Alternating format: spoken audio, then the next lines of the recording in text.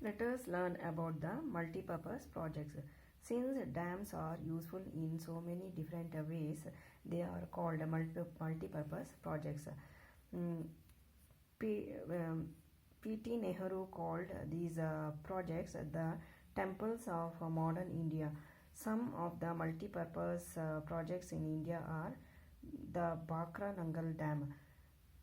It is built on the river Sutlej. It is the highest dam, that is 226 meter in the world. It provides water for the irrigation and electricity to Delhi and its neighboring states. The Hirakud Dam, it is built on the river Mahanadi. It is the longest dam in India. It provides water for irrigation and electricity to Odisha. The Tungabhadra Dam, it is built on the river Tungabhadra, tributary of Krishna River. It benefits the state of Karnataka. See, since dams are useful in so many different ways, they are called multi-purpose projects. Multi-purpose projects means that dams are useful for many different dams are useful for different ways. No, so it is called as multi-purpose projects. That P.T. Nehru, it is called as called these projects as the temples of modern India.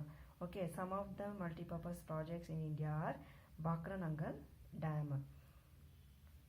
It is built on the river, that Bakranangal Dam, no, it is built on the river Sutlej. It is the highest dam in the world. So that Bakranangal Dam is the highest dam in the world. Okay, it provides water for the irrigation and electricity to the Delhi and its neighboring states. Next one is the Hirakud Dam. It is built on the river Mahanadi. Hirakud Dam is built on the river Mahanadi. It is the longest dam in India. Okay, it provides water for irrigation and electricity to the Odisha. Next one, Tungabhadra Dam. It is built on the river Tungabhadra. That is, it benefits for the state Karnataka. Tungabhadra Dam, no, it that built on the river river Tungabhadra, and it is the tributary of Krishna River. It benefits for the state Karnataka. Next project is the Nagarjuna Sagar Dam.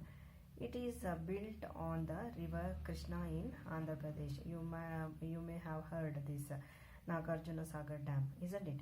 It is built on the river Krishna in Andhra Pradesh. It is in Andhra Pradesh. Okay. The Sadar Sarovar Dam. It is built on the river Narmada. It provides water and generates electricity for Gujarat and Madhya Pradesh. The Farakka Barrage, it is built over Ganga in West Bengal. See, the Sardar Sarovar Dam, that dam is built on the river Narmada. It provides water and generate electricity to the Gujarat and Madhya Pradesh state. Okay, the Farakka Barrage, this dam is built for over Ganga, that is in West Bengal. Next, let us learn about the conservation of water. How to conserve the water for our future needs. Okay, we have been careless about our water resources, and nature has given us enough. Now it depends upon us how to use it. We should not waste it.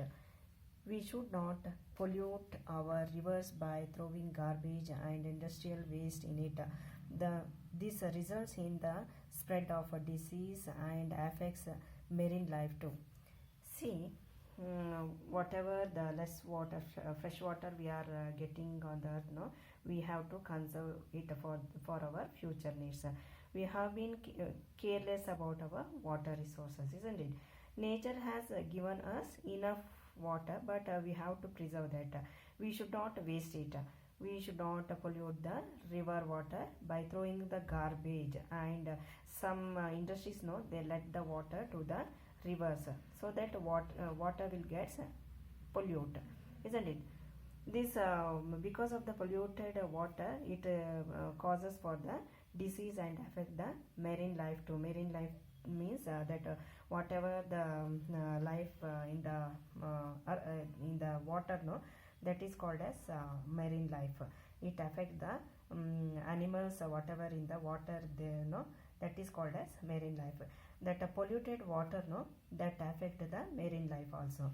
um, in this so far we have learnt about the sources of water, means of irrigation in India, that is canals, wells, maybe tube well, dams, and uses of dams, isn't it? And we learnt about the conservation of the water also. I hope you all understood this chapter. Thank you.